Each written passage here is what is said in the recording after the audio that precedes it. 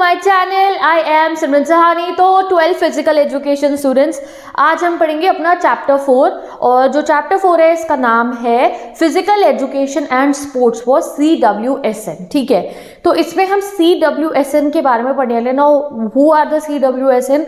तो इनका full form होता है चिल्ड्रन विद स्पेशल नीड्स, और इनको हम दिव्यांग भी कह सकते हैं, यानी कि डिफरेंशियली एबल्ड लोग जो है। ऐसा हो सकता है कि किसी की जो है they are not able to walk, ठीक है, उनके जो है लेग्स वर्क नहीं कर रहे हैं, maybe some blind people, ठीक है, maybe some deaf people, those people जो डिफरेंशियली एबल्ड हैं।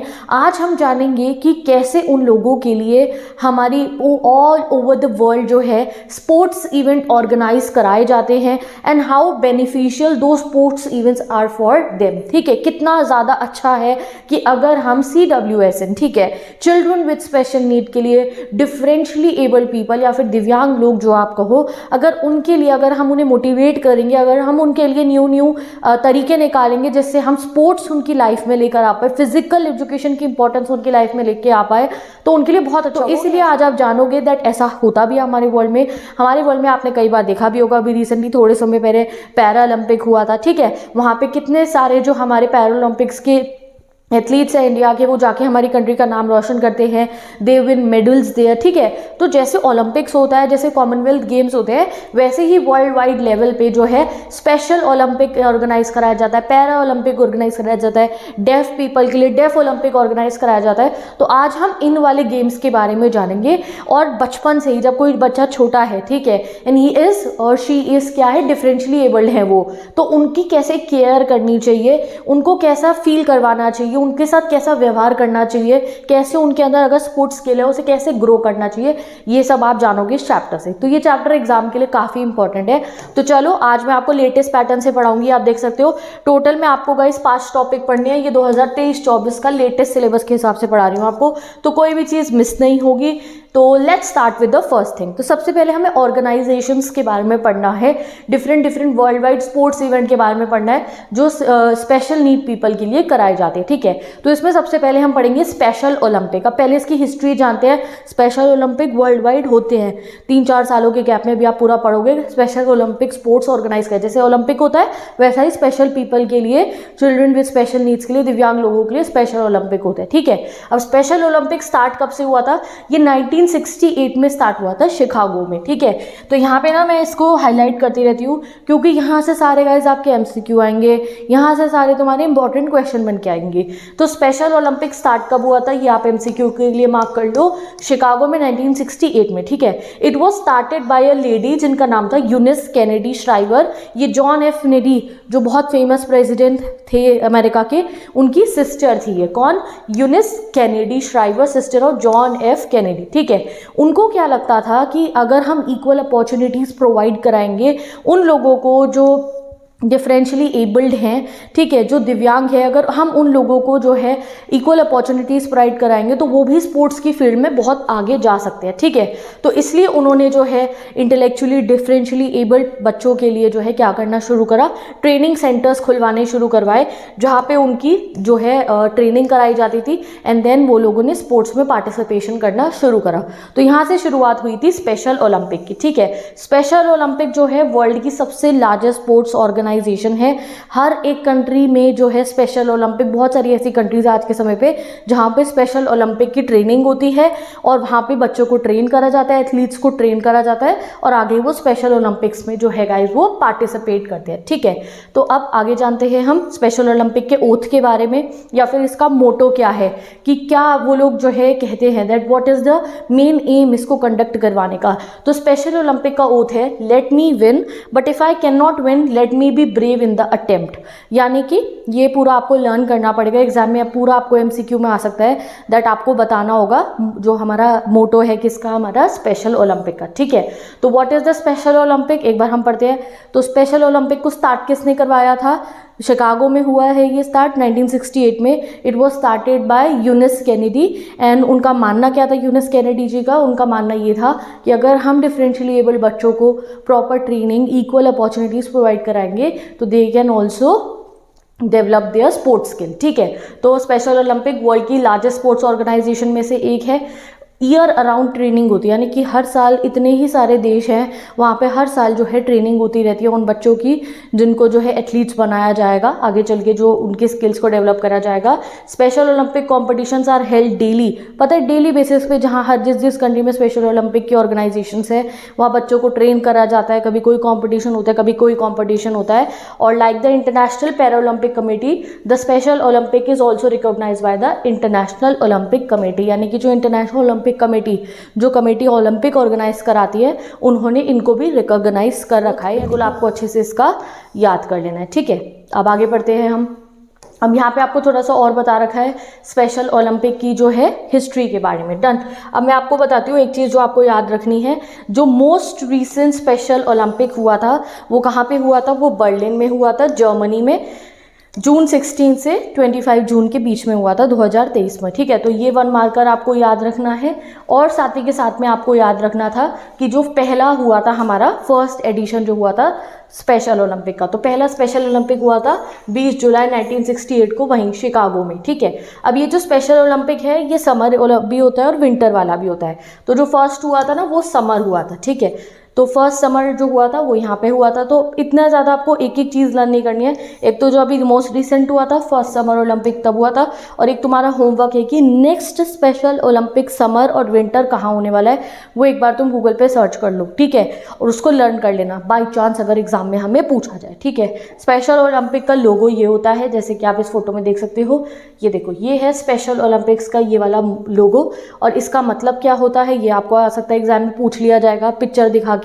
तो the logo of special Olympic is based on the sculpture joy and happiness to all children of the world, ठीक है।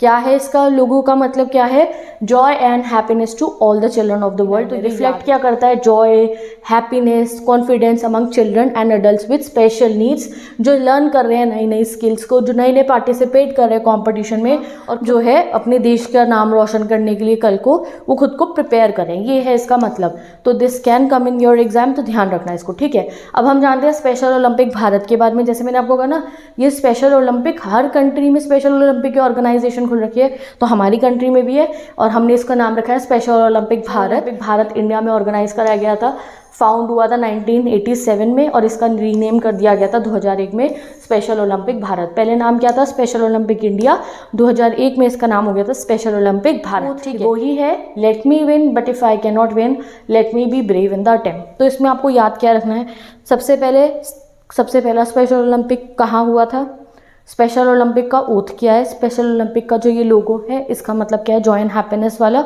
और इसका summer Olympic first और जो है नेक्स्ट कब होगा और विंटर ओलंपिक नेक्स्ट कब होगा, ये आप याद रख लो, यहाँ से क्वेश्चंस आएंगे, ठीक है।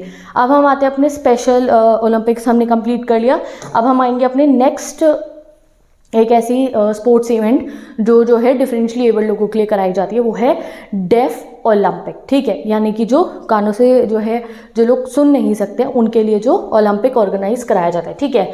तो डेफ ओलंपिक को डेफ ओलंपियाड भी बोला जाता था पहले, या फिर world games of the deaf, अभी हम इसको डेफ ओलंपिक कहते हैं, ठीक है। इसमें क्या होता है, बहुत सारे मल्टी स्पोर्ट्स इवेंट होते हैं, बहुत सारे इवेंट्स होते हैं डेफ पीपल के लिए। बाकी ओलंपिक्स की तरह जैसे बाकी जितने ओलंपिक्स होते हैं, जैसे कि स्पेशल पीपल के लिए स्पेशल ओलंपिक हो रहा है, पैरा ओलंपिक होता है डिफरेंशियली एबल पीपल के लिए, उससे इसके रूल्स थोड़े अलग होते हैं। क्योंकि देखो जो पैरा ओलंपिक है उसमें वो लोग आते हैं जो मे बी उनके जो है लेग्स नहीं वर्क करते हो, मे बी उनके हाथ ना हो, या फिर maybe they are blind but वो कानों से सुन सकते हो, ठीक है, या फिर कुछ जाते होंगे जो नहीं सुन सकते होंगे। बट डेफ ओलंपिक में सारे वही लोग आते हैं ज़्यादातर जिनको जो है कानों से वो नहीं सुन सकते, ठीक है।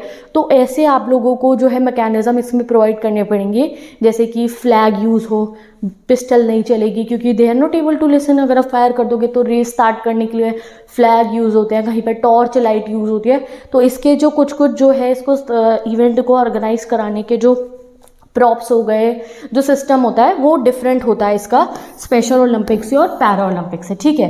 Athletes can not be guided by sound in this, तो आपको ये एग्जाम में मेंशन करना पड़ेगा।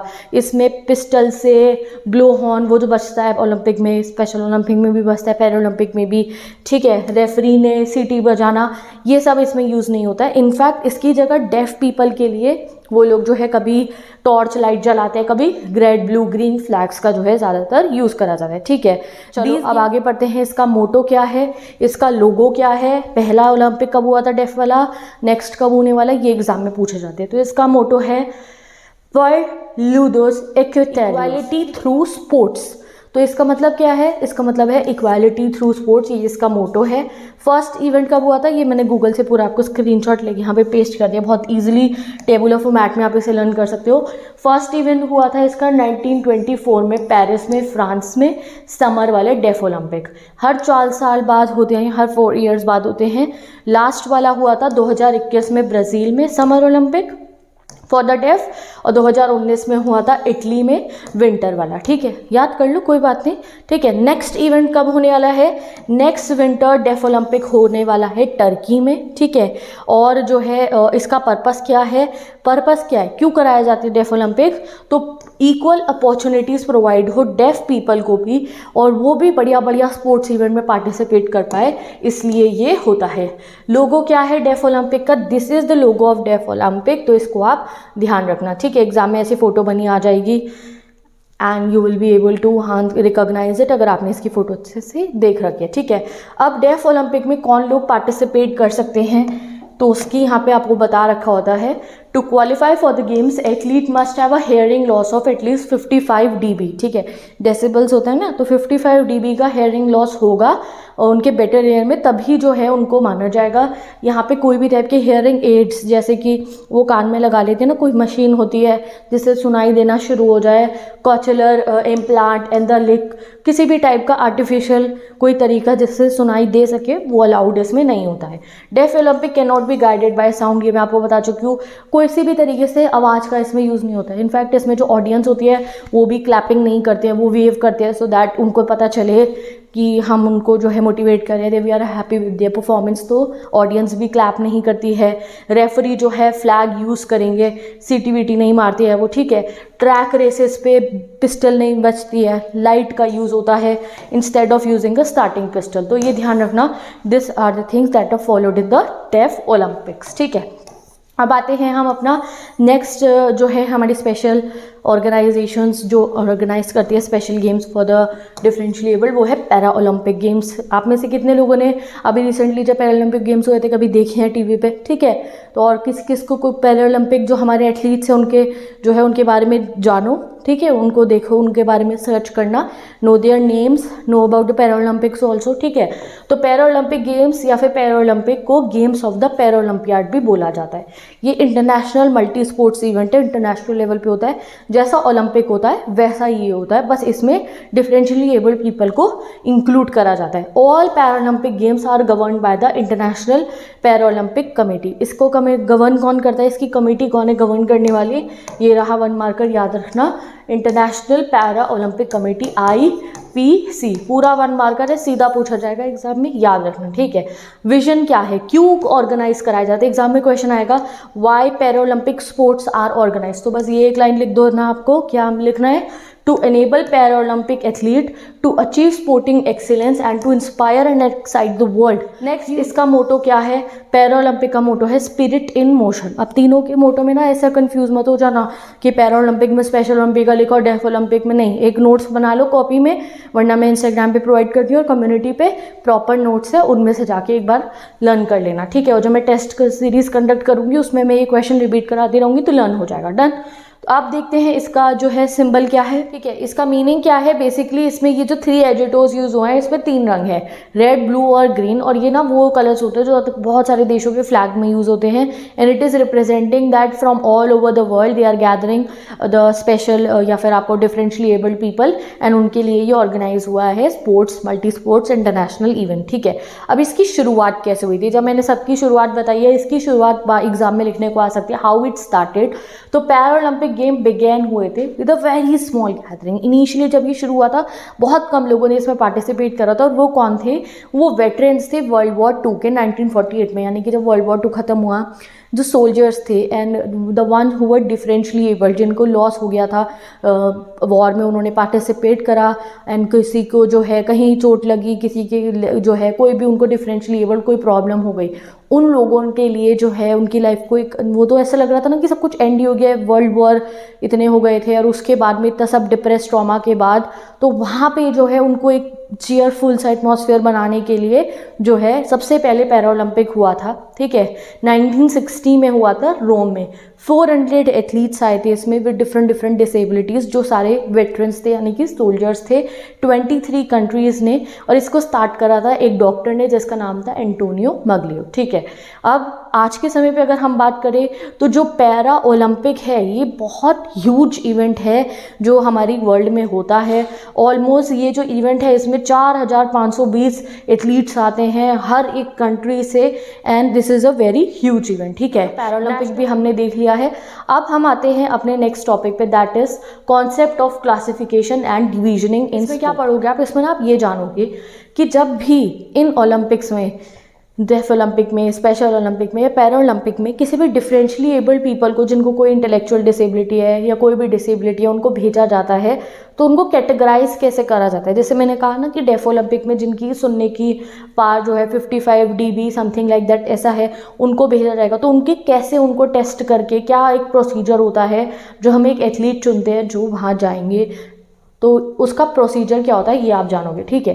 तो in the world of sports classification and divisioning एक बहुत इंपॉर्टेंट रोल प्ले करता है कि इसमें ये है कि ऐसा ना हो भाई, हम कह रहे पैरा ओलंपिक्स है, ठीक है, ऐसा तो ना हो ना कि भाई कोई ब्लाइंड पीपल का आप मुकाबला करा रहे हो एक ऐसे इंसान के साथ जो डेफ है, ठीक है, और उसमें कोई वो इस तरीके का कॉम्पिटिशन है जिसमें देखने की ज़रूरत है, ठीक है, कोई ऐसा कॉम्पिटिशन है जिसमें भागना है, आप किसी इंसान का जो डेफ हो उनका कॉम्पिटिशन करा रहे हो जो चल नहीं सकते उनके साथ में, तो ऑब्वियसली अगर भागना होगा तो जो डेफ होंगे वो जीत जाएंगे because they are having legs proper. तो इसलिए एक ऐसा पूरा स्पोर्टिंग इवेंट ऑर्गेनाइज कराओ जिसमें जो है सब लोग डिफरेंशियली एबल्ड की भी कैटेगरी हो कि सारे जो डेफ पीपल हैं वो इकट्ठे हों, ब्लाइंड है वो इकट्ठे हों, जिनको लेग में प्रॉब्लम है तो उसमें भी किसी की एक लेग ठीक नहीं है तो उनको इकट्ठा करा जाएगा, दोनों लेग्स वर्क नहीं कर रही है तो इकट्ठा, तो जो भी डिसेबिलिटी है उसको कैटेगराइज करना पड़ेगा, तब आप उनके बीच में कॉम्पिटिशन करा सकते हो। तो ये डिविजनिंग एंड क्लासिफिकेशन कैसे होती है, ठीक है। तो व्हाट इज क्लासिफिकेशन, एग्जाम में डायरेक्ट क्वेश्चन आएगा, तो ये रही क्लासिफिकेशन की डेफिनेशन।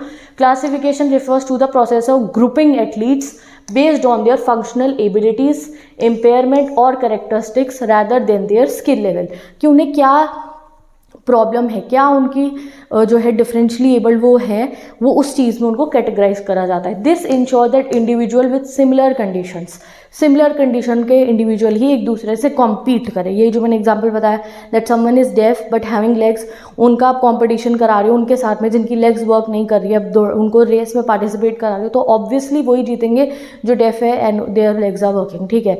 तो जो कैटेगराइज कराना उन सबकी स्पेशल नीड्स के हिसाब से उसको हम कहते हैं कैटेगराइजिंग, ठीक है। The goal of classification is to promote inclusivity and fairness, allowing athletes with disability और differential ability to participate and excel, ठीक है। तो देखो यहाँ ना एनसीईआरटी में भी डिसेबिलिटी के साथ ना डिफरेंशियल एबिलिटीज़ लिखा है, तो आज के समय पे हम इस वर्ड को ज़्यादा यूज़ नहीं करके अगर आप डिसेबिलिटी की जगह डिफरेंशियल एबिलिटी लिखोगे तो दैट इज़ बेटर, ठीक है। तो उन लोगों को साथ में कैटेगराइज करने को हम क्लासीफाई करने को कहते हैं क्लासिफिकेशन, ठीक है। अब डिविजनिंग क्या होता है, डिविजनिंग on the other hand involves categorising athlete into specific division और क्लासेस। डिविजनिंग क्या होता है, ये क्लासिफिकेशन का नेक्स्ट स्टेप होता है।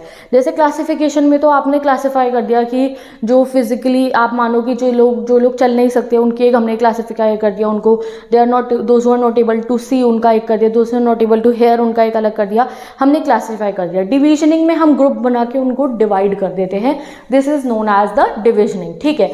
तो डिविजनिंग की डेफिनेशन लर्न करनी है। फॉर एग्जांपल बता रखा है डिविजनिंग में क्या होता है, जैसे कि पैरा ओलंपिक में पहले एथलीट्स को क्लासिफाई करा जाता है अकॉर्डिंग टू देयर इम्पेयरमेंट, जो प्रॉब्लम है उनको, सच एज फिजिकल इम्पेयरमेंट है, विजुअल इम्पेयरमेंट है, इंटेलेक्चुअल इम्पेयरमेंट है, एंड फिर उनको डिविजन्स में कि अच्छा क्लासीफाई कर दिया ये एथलीट है, फिर उनको डिवाइड कर दिया कि ये इनकी कैटेगरी है, ये इनकी कैटेगरी है, ये इनकी कैटेगरी है। तो क्लासिफिकेशन एंड डिविजनिंग प्रोसेस है, पहले क्लासिफिकेशन होगा फिर डिविजनिंग होगा, ठीक है। This system helps in creating exciting and engaging competition for both athletes and Spectator. अब इसमें क्या हुआ कि आपको भी, जो इंसान देख भी रहा है ना, स्पेक्टेटर्स और ऑडियंस है, उनको भी अच्छा लगेगा जब सेम टाइप के लोग जो है जब वो आपस में कॉम्पीट करेंगे, and when we will see you is the winner, तो that will be more engaging. और एथलीट्स के लिए भी पार्शियलिटी नहीं होगी, फेयर होगा कि जो उनके साथ कॉम्पीट कर रहे हैं वो उनके जैसे ही हैं। ऐसा नहीं हो कि उनको वो डिसेबिलिटी हो ही ना और आपके उनके साथ में कॉम्पिटिशन करा रहे, तो obviously it will not be fair. तो बहुत फेयर करने के लिए पहले क्लासिफिकेशन होता है एंड देन डिविजनिंग होती है। तो यही बात देखो यहाँ पे मैंने मेंशन भी करी है दैट क्लासिफिकेशन एंड डिवीजन जो है फेयरनेस प्रोवाइड करते हैं और साथ ही के साथ में अपॉर्चुनिटी प्रोवाइड करते हैं जो एथलीट्स होते हैं उनको, कि खुद को वो चैलेंज करें और वो खुद को प्रूव कर पाए, ठीक है। The process of classification and डिविजनिंग इतना आसानी से भी नहीं हो जाता है। अब ये क्लासिफिकेशन और डिविजनिंग करने के लिए एक्सपर्ट्स की ज़रूरत होती है जो क्लासीफाई करेंगे कि कौन सी फिजिकल डिसेबिलिटी है, कौन सी मेंटल डिसेबिलिटी है, क्या प्रॉब्लम है, पहले वो क्लासीफाई करेंगे। देन प्रोफेशनल चाहिए, मेडिकल प्रोफेशनल, जो उनके हिसाब के स्पोर्ट्स वगैरह देखेंगे, उनको कोई नीड है तो वो सब उन्हें देखना पड़ेगा। गवर्निंग बॉडीज़ अलग अलग जो ये सब काम को करवाने वाली है, ठीक है। तो ये जो है एक कोई आसान काम नहीं है, it is a very technical work जिसके लिए प्रॉपर आपको मैनेजमेंट की भी ज़रूरत है, ठीक है। It is crucial for sports organisation to regularly review and update the classification system also. और ये जो क्लासिफिकेशन सिस्टम है इसे रिजिड नहीं होना चाहिए कि हाँ भाई एक बार बन गया वो तब से जब से बना पड़ा, नहीं, ईयर टू ईयर इसको according to the needs of the physically disabled person या डिफरेंटली एबल्ड पर्सन इसको चेंज करने की भी ज़रूरत है, ठीक है। In conclusion classification and division are essential elements in sports for fostering inclusivity and creating a platform for athletes to compete, ठीक है। सिंपल, इतना इंग्लिश नहीं लिखना, तो मैं ये बताना है कि ये बहुत ज़रूरी चीज़ है सो दैट इतने बड़े ये जो इवेंट्स हमें ऑर्गेनाइज कराने, para Olympics, special Olympic, deaf Olympics, तो उनमें अगर हम एक अच्छा रिजल्ट चाहते हैं, अच्छा पार्टिसिपेशन चाहते हैं, तो classification and डिविजनिंग is very important, ठीक है। चलो अब हम देखेंगे क्लासिफिकेशन इन पैरा ओलंपिक्स कि जो पैरा ओलंपिक्स होता है तो उसमें क्लासिफिकेशन कैसे करा जाता है। तो सबसे पहले क्लासिफिकेशन पैरा ओलंपिक्स में 3 और 4 स्टेप होते हैं। पहला स्टेप होता है मेडिकल असेसमेंट, जो भी वहाँ पे एथलीट जाएंगे उनका मेडिकल चेकअप होगा दैट क्या उन्हें प्रॉब्लम है, ठीक है। Second is generally functional assessment which involve 2 part. Second में 2 पार्ट होते हैं। First observing a sports person training करते समय उन्हें ऑब्जर्व करना, और फिर उनका कंपटीशन करवाना, उस समय पे उनको जो है ऑब्जर्व करना, ठीक है। There are number of people involve in this, ठीक है। तो इसके अंदर जो मैं आपको पहले बता चुकी हूँ, जो ये क्लासिफिकेशंस करने होते हैं इसमें बहुत सारे लोगों की टीम लगती है, जैसे individual classifiers, medical classifiers, technical classifiers, chief classifier, head of classification, classification panel and classification committee, कि किसी के साथ पार्शियलिटी ना हो, किसी के साथ चीटिंग ना हो, किसी के साथ ऐसा ना हो कि कोई प्रॉब्लम जो है किसी एथलीट को देखनी पड़े। तो इतने सारे लोग मिलकर क्लासिफिकेशन में हेल्प करते हैं, ठीक है। एंड इसके बाद होता है क्लासिफिकेशन। अब किस लेवल पे क्या क्या कैटेगरीज हैं जो पार्टिसिपेट करते हैं athletes in the para Olympic sports, वो किस किस कैटेगरीज में डिवाइडेड होते हैं, ये देख लो आप, ये एग्जाम में आ सकता है आपको, ठीक है। तो कौन कौन सी कैटेगरीज पे हम इनको डिवीजन करते हैं। तो अब देखते हैं जो भी एथलीट पार्टिसिपेट करते हैं पैरा ओलंपिक स्पोर्ट्स में उनको किस तरीके से ग्रुप करा जाता है। तो there are 8 different types of physical impairment जिसके हिसाब से ग्रुपिंग की जाती है। First is impaired muscle power, तो आप इसको लर्न कर लीजिए, जो 8 पूरी प्रॉपर कैटेगरीज है, अंदर आप जो है इतना डिटेल में नहीं भी लिखोगे तो भी चलेगा, ठीक है।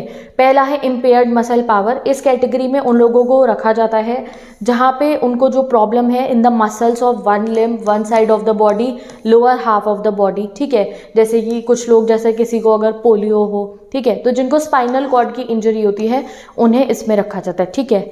Next is impaired passive range of movement, ठीक है, जिनको मूव करने में जॉइंट्स को सिस्टमैटिक वे में प्रॉब्लम होती है उन्हें, ठीक है। Third one is loss of limb और लिम्ब डेफिशिएंसी, यानी कि टोटल और पार्शियल लॉस हो किसी बोन का, जॉइंट का, उसको हम इंक्लूड कर दें। लेग लेंथ डिफरेंट, यानी कि एक लेग और दूसरी लेग में डिफरेंस हो, ठीक है, कोई बोन शॉर्ट हो गई हो इस वजह से जो है लेग लेंथ में डिफरेंस हो, ठीक है।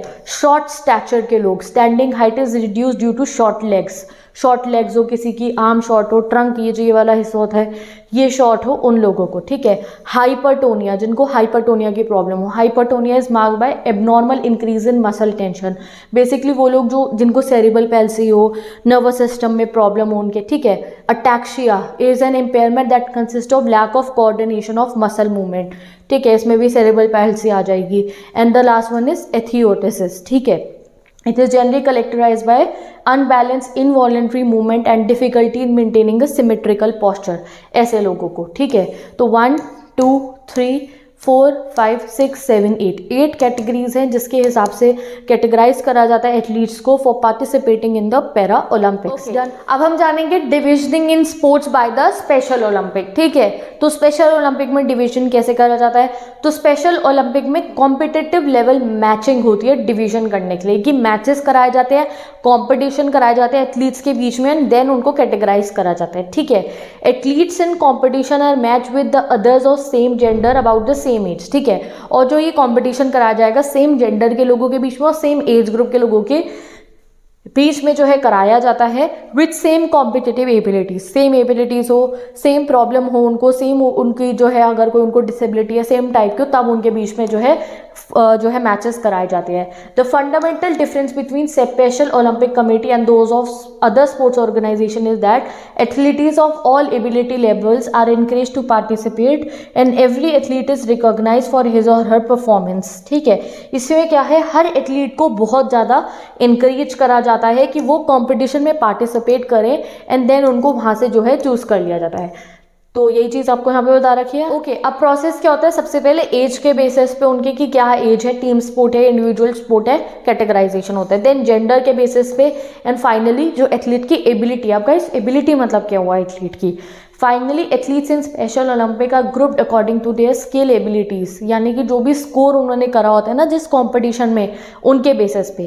Pre competition information and scores are use to place individual in teams in preliminary rounds, की जो कंपटीशन होता है उसमें कंपटीशन में भी तो किसी को कैटेगराइज करना होगा ना, तो वो कैसे करा जाता है, तब तक तो उनकी एबिलिटी नहीं देखी होती है, तो पहले की जो उनके बारे में इंफॉर्मेशन होती है उसके बेसिस पे उनको जो है कंपटीशन में पार्टिसिपेट कराया जाता है। उसके बाद में जिस तरीके से उन्होंने जो है कंपटीशन में परफॉर्म करा है उनका जो है डिवीजन कर दिया जाता है। ये बहुत आपको लेंदी वे में बता रखा है यहाँ पे डिविजनिंग कैसे होती है स्पेशल ओलंपिक्स में। Before each competition a time, score और skill assessment is submitted for each athlete और टीम, ठीक है। कंपटीशन से पहले भी उनका जो है पहले पूरी उनकी हिस्ट्री दी जाती है, ठीक है। The divisions are then set up based on the information of each athlete skill level, उसी लेवल के कंपटीशन करवाए जाते हैं, ठीक है। And finally the maximum effort rule, to achieve the intention of fairness there is maximum effort rule wherein athletes are expected to give maximum effort during the divisioning process and coaches are expected to motivate all the athletes towards giving their best। यानी कि जब competition कराया जाता है तो उनको कहा जाता है कि आप अपना बेस्ट परफॉर्म करो, कोचेस को कहा जाता है बेस्ट तरीके से आप अपने एथलीट्स को ट्रेन करो और उन्हें कहीं परफॉर्म करें।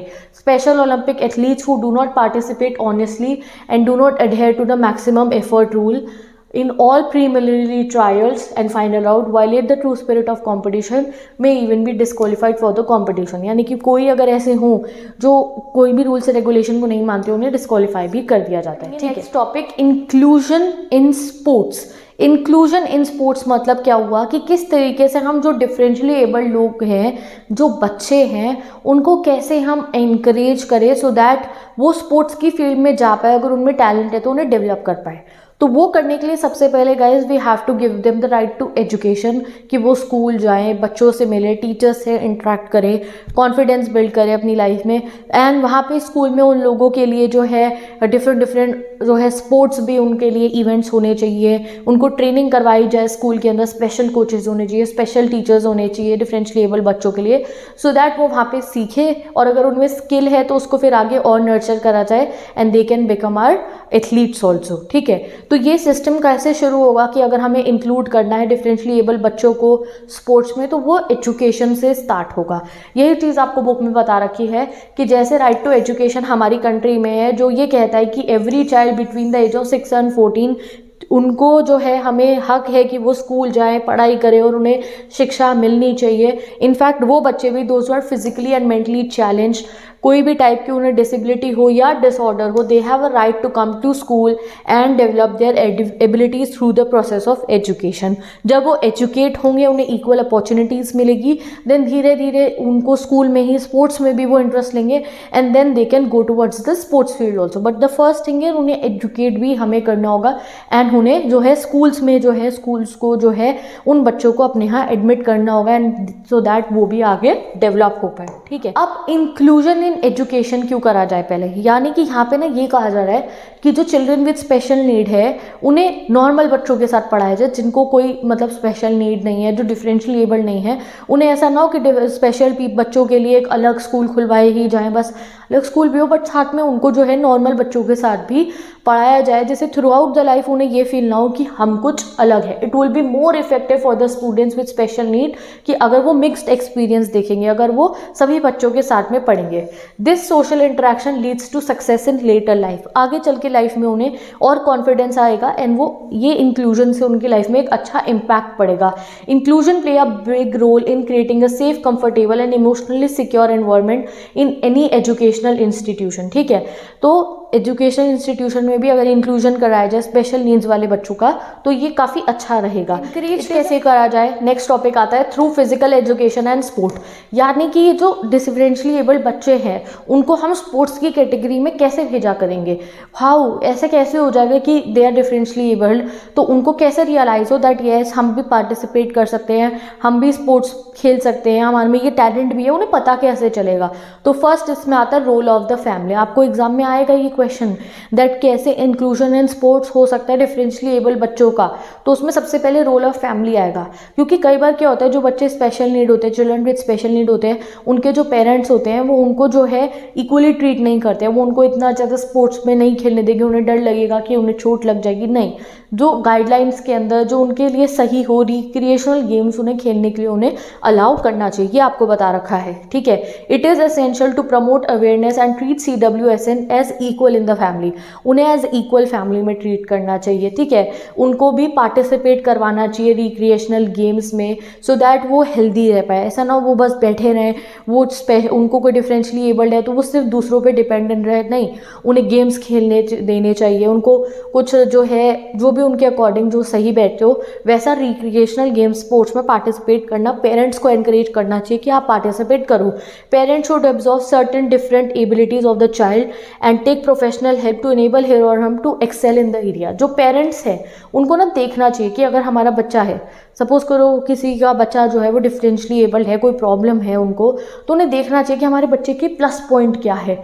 अगर उसमें कोई प्लस पॉइंट है वहाँ पे उन्हें दिख रहा है तो उन्हें फिर प्रोफेशनल हेल्प लेनी चाहिए कि हमारे बच्चा इस चीज़ में बहुत आगे जा सकता है, ये इसका प्लस पॉइंट है, तो आगे कोचेस हो, उनको एक अच्छा टीचर उनके साथ उनको ट्रेन करे एंड उनकी उस स्किल को डेवलप करा जाए। सपोज करो कोई डेफ है बट उनके वो बहुत अच्छा दौड़ते हैं, बहुत अच्छा उनके जो है स्किल, रनिंग बहुत अच्छी है, तो एक बच्चे को बचपन से ही फिर उसके पेरेंट्स को उसको ट्रेन करवाना चाहिए so that they can become Paralympic में जाके वो भाग सकते हैं, डेफ ओलंपिक में जाके वो पार्टिसिपेट कर सकते हैं, वो एथलीट बन सकते हैं। सबसे पहले रोल होता है फैमिली का, सबसे पहले रोल है कि अगर आपके बच्चे में कोई ऐसी कुछ प्लस पॉइंट है तो उनको जो है एनकरेज करो। और सिर्फ ये नहीं कि कंपटीशन में खिलवाने के लिए, वैसे भी अगर बच्चा डिफरेंशियली एबल्ड है तो ऐसा नहीं कि उन्हें खेलने दिया ही नहीं जाएगा स्पोर्ट्स, नहीं, इनको एनकरेज करना चाहिए कि आप स्पोर्ट्स खेलो। Next is the role of the school, कि जो स्कूल है उसमें ऐसे फिजिकल एजुकेशन के टीचर्स होने चाहिए, ऐसे स्पोर्ट्स टीचर होने चाहिए जो स्पेशली एबल बच्चों को हैंडल कर पाएँ, और ऐसे इक्विपमेंट्स होने चाहिए जिससे स्पेशली एबल्ड बच्चों के लिए स्पेशल इक्विपमेंट्स होने चाहिए जिससे वो खेल पाएँ। इवन हर स्कूल को जो स्पेशल ओलंपिक कमेटी है, पैरा ओलंपिक्स कमेटीज़ होती हैं, उनकी जो ब्रांचेस होती हैं उनसे एसोसिएटेड रहना चाहिए कि अगर उन्हें अपने स्कूल में कोई ऐसा बच्चा दिख रहा है जो स्पेशल नीड वाला है, जो डिफरेंशियली एबल्ड है बट उसमें किसी एक पर्टिकुलर चीज़ का टैलेंट है, तो वो उन्हें बताए एंड उस टैलेंट को आगे और नर्चर करा जाए। School must run sensitization program so that CWSN recognize their effort. यही सब चीज़ें आपको लिखी गई है। नेक्स्ट, रोल ऑफ ऑर्गेनाइजेशन, जैसे some organisation working at the grass root level to promote and adapt sports. ऐसा नहीं है काफ़ी ऐसी ऑर्गेनाइजेशन है जो टीचर्स को और कोचेस को सिखा रही हैं कि कैसे वो अलग अलग जोन में जाके, अलग अलग डिस्ट्रिक्ट, स्टेट, नेशनल और इंटरनेशनल लेवल पे जाके CWSN यानी कि जो चिल्ड्रन विद स्पेशल नीड है, जो दिव्यांग बच्चे हैं, उनको जाके ट्रेन कर सके और उनको उनमें अगर स्किल्स हैं तो उनको ट्रेन करके उन्हें एक अच्छा एथलीट बना पाए। तो ऑर्गेनाइजेशन का भी काम है, जैसे special olympic Bharat is there, वहाँ पे ट्रेनिंग करवाई जाती है। तो इट्स बेटर कि और अच्छे लेवल पे इस काम को करवाया जाना चाहिए, ठीक है। Next thing is inclusion in needs. Sports की नीड क्या है भाई, ज़रूरत क्या है CWSN वाले बच्चों की, यानी कि वो बच्चे जो है डिफरेंशली एबल्ड है, क्या ज़रूरत है उनके लिए उनको स्पोर्ट्स पार्टिसिपेशन करवाने की। तो first thing is it builds their self esteem. Guys, उनकी सेल्फ एस्टीम बिल्ड होगी जो उनकी बचपन से ही तोड़ दी जाती है। जब भी कोई बच्चा अगर कोई डिफरेंशली एबल्ड होगा, वो कहीं ना कहीं खुद को दूसरों से अलग समझता है और वहीं उनको जो है मन में डिमोटिवेशन आ जाती है। उनकी सेल्फ एस्टीम बिल्ड होगी when they will do sports. वो कोई सी एक्टिविटी में पार्ट लेंगे, सोसाइटी में जाएंगे और लोगों से मिलेंगे, नए नए दोस्त बनाएंगे और कंपटीशन में पार्टिसिपेट करेंगे। हारेंगे जीतेंगे अलग बात है, पार्टिसिपेशन से ही उनकी जो है सेल्फ एस्टीम जो है वो बिल्ड होगी। फ़ायदा पहला ये है स्पोर्ट्स में इंक्लूड करने का। सेकंड, उनकी सोशल एंड जो है कम्युनिकेशन स्किल इंप्रूव होगी। यही मैंने कहा ना कि जो लोग स्पेशल दिव्यांग बच्चे होते हैं उनको अपॉर्चुनिटी ही नहीं मिलती है, वो अलग अलग रहते हैं, वो किसी सामने से बात करने से पहले सोचेंगे, डरेंगे, ठीक है, या कोई शायद उनसे बात ना करे कि सिंपैथी दिखाते हैं लोग उनको। तो सिंपैथी नहीं दिखानी है, उनको एक ऐसा एटमॉस्फेयर प्रोवाइड करना है जहाँ दे विल फील इक्वल, ठीक है। तो इसलिए जब स्पोर्ट्स इवेंट होंगे, स्पोर्ट्स में वो पार्टिसिपेट करेंगे, रोज़ अपने कोचेस से, टीचर्स से, अपने जैसे बच्चों से, अपने दूसरे बच्चों से मिलेंगे, फ्रेंड से मिले बनाएंगे, तो उनकी कम्युनिकेशन स्किल भी इम्प्रूव होगी, ठीक है। हमारा last topic, strategies to make physical activities for children with special needs. यानी कि जो चिल्ड्रन विद स्पेशल नीड्स है, दिव्यांग बच्चे हैं, उनके लिए हम फिजिकल एक्टिविटीज़ कैसे करा सकते हैं। बिकॉज सम आर डिफरेंशली एबल, ठीक है, मे बी कोई है ऐसे जो चल नहीं पा रहे हैं, सुन नहीं पा रहे हैं, देख नहीं पा रहे हैं, ठीक है, जो है कुछ थोड़ा बहुत चल पाते हैं, ठीक है, थोड़ा बहुत मेंटली रिटार्डेड बच्चे जो हैं, ऑटिस्टिक बच्चे जो है, जो भी बच्चे डिफरेंशली एबल्ड है, स्पेशल नीड उन्हें ज़रूरत है, तो उनके लिए फिजिकल एक्टिविटी हम कैसे करवा सकते हैं। स्पोर्ट्स तो कराएंगे ही, हम पढ़ चुके हैं कि स्पोर्ट्स में इंक्लूजन कैसे होगा, बट फिजिकल एक्टिविटी भी कि गाइस उनके लिए फिजिकल एक्टिविटी होना बहुत ज़रूरी है। ऐसा नहीं है कि अगर बच्चा डिफरेंशली एबल्ड है, बच्चे चिल्ड्रन विद स्पेशल नीड है, दिव्यांग बच्चे हैं, उनकी लाइफ में फिजिकल एक्टिविटी ना हो कि बस वो बैठे रहें और उनको हम किसी भी एक्टिविटी में इन्वॉल्व ना कराएं। नो, ये उनके लिए और ज़्यादा गलत है। तो इसलिए उनको फिजिकली फिट होना चाहिए, फिजिकल एक्टिविटीज़ में इन्वॉल्व होना चाहिए। वो कैसे होनी चाहिए, अब ऐसे नहीं कि उनको हम कह देंगे that go start running something like that, no. तो उनके लिए प्रॉपर मैकेनिज्म के थ्रू हमें फिजिकल एक्टिविटीज़ अरेंज करानी होती है। तो वो कैसे हो सकती है हम ये देखेंगे। तो पूरा आपको एग्जाम में क्वेश्चन आएगा, explain the strategies to make physical activities accessible for children with special need. कैसे करा सकते हैं। तो सबसे पहले होना चाहिए इसमें मेडिकल चेकअप।